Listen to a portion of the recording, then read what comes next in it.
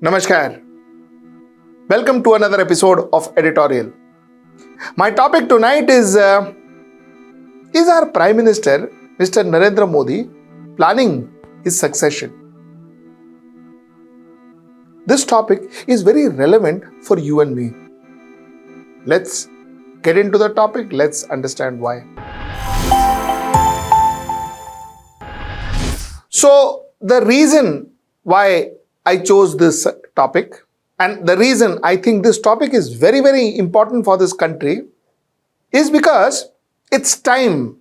It's time we understand how our politics is working.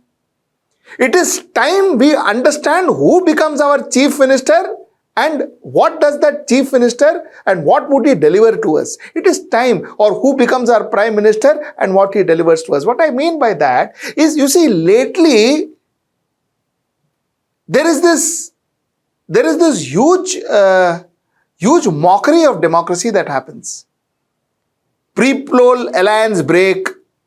After the poll, post-poll alliance happen. People who do not get the mandate comes and occupies the chair of the chief minister. People who gets the mandate cannot get the chair of the chief minister. End of the day, what really is happening is, people who voted are the last priority when it comes to the political situation in this country. Our vote actually doesn't count much. So, it is imperative that we understand or we preempt. If politicians are planning their own bit, I think we should also try and preempt as to what they are planning. Because at the end of the day, it's our life that they are running. It is our life that they are running. It is our laws that they are making. So it is very important you and I need to know what our politicians are thinking. So this is why I thought this topic was relevant and important. Point number one. Point number two. Why do I say that our Prime Minister is or could be planning his succession? You see, this mood of the nation, one of the very striking revelations of mood of the nation was that Amit Shah is tipped to be the next, or is being voted as possibly the next best Prime Minister in Bharatiya Janata Party, Amit Shah. Now, there are certain research, certain outcomes that normally you can understand that there is some flaw somewhere. Either there is a tabulation flaw, or there is a methodology rigor flaw, or there is some kind of a flaw in the result that you get out of a research. Now, if you pick up your phone right now, talk to 10 people you know, and ask this question as to who would they want to see as the next Prime Minister from BJP after Narendra Modi. Or if Narendra Modi steps down, who would you want to see? You decide whether the answer to that is whether it is Amit Shah or somebody else.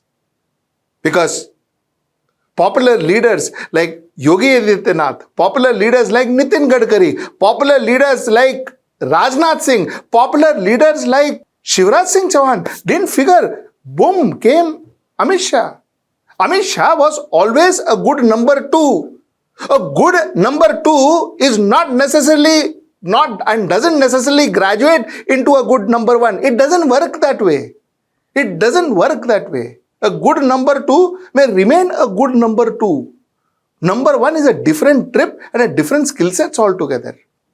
So, the fact that research which was recently published, which shows that Amit Shah is the next best Prime Minister after Narendra Modi in Bharatiya Janata Party, or seen as somebody who can succeed Narendra Modi in Bharatiya Janata Party. I found that very strange. And I found the timing very strange. Why would such a research come out now? And why would Amit Shah, of all the people in Bharatiya Janata Party, be shown as a next best possibility to be the Prime Minister from Bharatiya Janata Party? ठीक है. Is that Maybe because Mr. Narendra Modi wants Amit Shah to be his successor. Is that the case? That was a question that we all can ponder. You also ponder. So we keep that aside. Let's talk about our parliament. Let's talk about our parliament. You see, from 2023, January to December. 2023, January to December, 41 bills were introduced in Lok Sabha, 47 bills were passed in Lok Sabha, 5 bills were introduced in Rajya Sabha, 49 bills were passed in Rajya Sabha, and in total, both houses put together, 49 bills overall were passed in 1 year alone. I have come in front of you and I have told you that at times bills were passed in 3 minutes and 11 minutes and 6 minutes and 4 minutes. That was the time taken for deliberation, discussion, debate and passing and taking it off. It is only a few bills like the farm bills which had problems, which was, and that was not in 23, but all the same, which we saw a lot of problems and which was repealed and so on and so forth. But otherwise, bills were put up, bills would pass in minutes and go. That was the power of मैं अकेला सब पे भारी. और आदरणीय सभापति जी, देश देख रहा है, देश देख रहा है, एक अकेला कितनों को भारी पड़ रहा है, एक अकेला कितनों को भारी पड़ रहा है. That was the power. This was the leadership style of our good Prime Minister, Mr. Narendra Modi. Now comes 2024. 2024, things are very different. Things are very different is because in Lok Sabha, they presented 12 bills, out of which 4 bills were passed. In Rajya Sabha, they presented 2 bills and including the finance bill, 3 bills got passed in the Rajya Sabha. Somewhere down the line, all of a sudden, this bill passing has become a problem, especially in the Lok Sabha. And ironically, see, Rajya Sabha I can understand because Rajya Sabha, during the month of May, June, that is mid-June 2024, when these bills were presented, Bharatiya Janata Party didn't have majority. So, in Rajya Sabha, for instance, one can understand. Rajya Sabha, Bharatiya Janata Party didn't have. In mid-July, I am talking about mid-July, now things are different. In mid-July, Bharatiya Janata Party didn't have the mandate. In fact, there were 11 seats short of the mandate. I am talking about NDA. NDA was 11 seats short of the mandate. I'll try and kind of get the figures right here. See, the total number of seats in Rajya Sabha are 245 and we only had 225 members elected in Rajya Sabha then, which means that the magic figure was 113 to get the majority in Rajya Sabha, and Bharatiya Janata Party, JDU, NCP, JDS and Shiva Sena, all this put together only had 101 seats. So they were 12 short in July. So to that extent, I can understand they were 12 short of mandate, so maybe they were not able to pass their seat pass that bill in Rajya Sabha. But why didn't they table or why were bill not passed from Lok Sabha? Then Rajya Sabha one could have seen, no?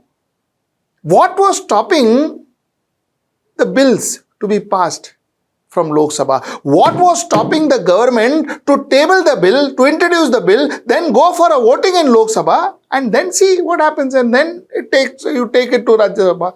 Why wasn't those bills put to vote? Was there a fear that possibly Lok Sabha, where NDA has absolute majority and Bharatiya Janata Party has 240 seats, was there a possibility that Bharatiya Janata Party thought that maybe a lot of people within Bharatiya Janata Party may cross vote and not vote in favor of the bill, which would have been a clear indication that the entire Bharatiya Janata Party may not be backing Narendra Modi. I am not saying this is what happened. I am saying, is there a possibility? So my question again, is there a worry in Mr.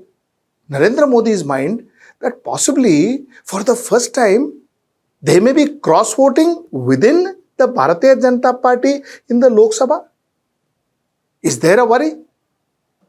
That is a question. I leave it to you for deciding. 12 bills were put up. Out of 12 bills, only 4 bills got passed this special session. So that's another point that I want to kind of make and bring to your notice. The third and the last is for the first time we saw Nitin Gadkari actually going against the GST which was put on life insurance and medicines, medical insurance. He went against that. He questioned that. We've not seen this before. This is the first time we've seen this. Which means that there is some kind of a dissent. Therefore, I'm not saying that the party is going to break it. All that I'm not saying. I'm just saying that all of a sudden, nobody now is impregnable.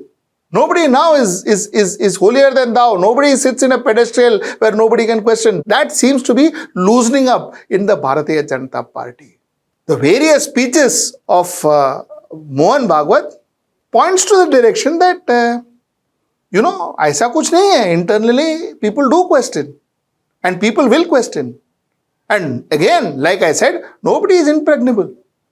Nobody is the superior 56 inches, all that. Those various notations, connotations are getting over. Finally,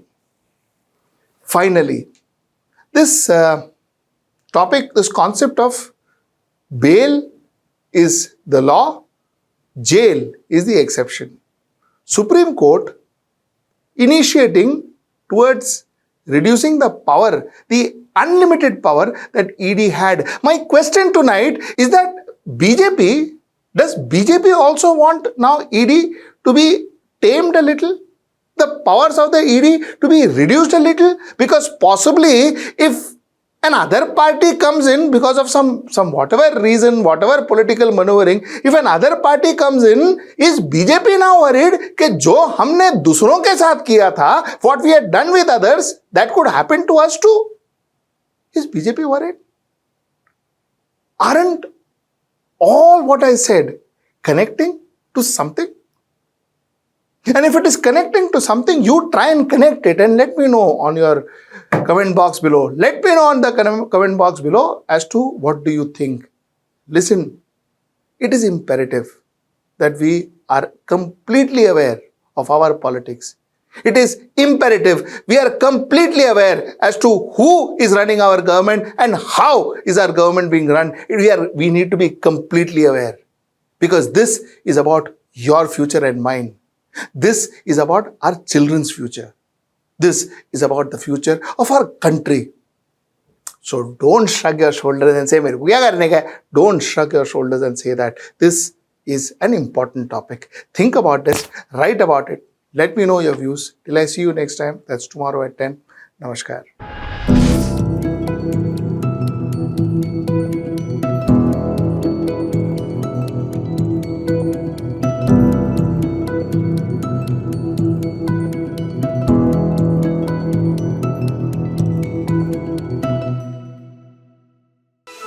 Stay ahead with our cutting-edge news app. Instantly access the latest shorts in just 1 minute and breaking news in just 50 words. Download now for a smarter, faster news experience.